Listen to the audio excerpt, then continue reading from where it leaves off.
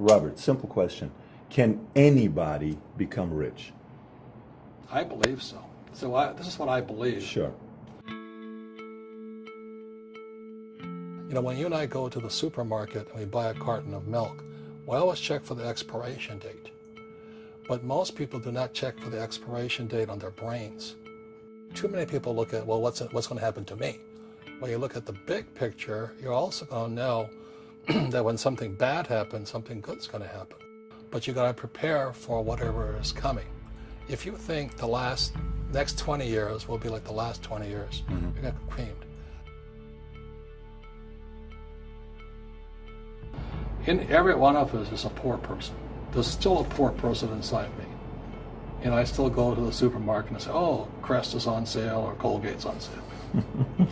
There's also a middle class person. And the middle class person wants security. They want that steady paycheck. And there's a rich person. And they're all inside of us except that it's not taught. You're taught to go to school, get a job, and get a paycheck. You're not taught how to get rich. If you read Rich Dad, Poor Dad, my rich dad refused to pay me. He said the paycheck was one of the most damaging things you could take in your life. He says the moment you take a paycheck, you're an employee. And that's the mindset. So my rich dad never paid me. It drove my poor dad, government employee, nuts. You gotta pay people, you gotta pay people. And Rich Dad was not saying that the paycheck was bad. He says he didn't want to be a slave to money. So as an entrepreneur, if Rich Dad folded, I just start another company. I don't need a paycheck. I don't need anybody to take care of me. If my government doesn't like me, I move to another country because they need entrepreneurs. So the entrepreneur is not so much the business. The entrepreneur is really the mindset and the skill sets and the different set of rules. You see, small business does not operate in the same rules as big business. Because everything in Second Chance is the opposite of what they teach you in school. You see that? So why do we keep going to school though, Robert? If that's it. So now let's do the alternative. Here's a devil's advocate question for you. So let's say if everything they teach you in school doesn't work, what if we get rid of school? Then what would happen? Would it be better if we had no educational system at all? No, I'm saying education is more important than before. It's just obsolete. There's Moore's Law which states information doubles every 18 months. In other words, everything's obsolete 18 months. So, and this is just a recent phenomenon. So when you come out of school, you're already obsolete. And that's why I'm the old guy, I meet my friends who went to Harvard. I went to Harvard. I said, yeah, that was how long, 50 years ago? We talked about earlier, when you go to the supermarket, you buy a carton of milk, the first thing you check for is the expiration date. If the expiration date, let's say it's March 1st and it's already July, you better not drink that milk. Sure. The same thing happens inside our brains, is when we have obsolete ideas, we get obsolete results.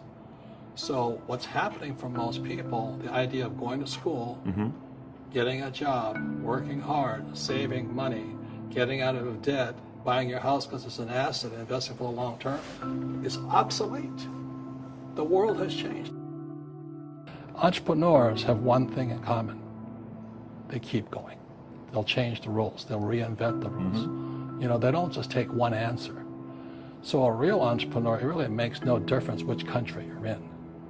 That's my belief. So, I love that. It's just a mindset. What could you say, if you could say one thing to somebody who's never been an entrepreneur and they're thinking about making the leap of faith into becoming an entrepreneur, what could you tell them? Well, I'll just tell them the same thing that happened to me. My last paycheck, I still remember it clearly. It was one of the worst and the best days of my life. I was in Puerto Rico. I was working for Xerox, and my boss gave me it wasn't a paycheck, it was a bonus check. I think it was about $30,000, taxable. That's the only problem with that. So I got this check, and I went, holy mackerel. So I was excited, but I was also disturbed. And so this other guy comes up to me, his name was John, and John says to me, he says, you're going to be back. I said, why? He says, because you're going to fail. I looked at him and said, look, a few expletive words, because that's what he did. He left Xerox, failed, and he came back. And I said, look, you failed and you came back, but I'm going to fail and I'm never coming back. And that's the attitude. Do you know what I mean? Absolutely. If you say, well, if I fail, I'll go back to mommy and daddy, then that's what you'll do. So if you fail, that's when I became an entrepreneur, because I had no money. I had no money for years. I didn't have a paycheck.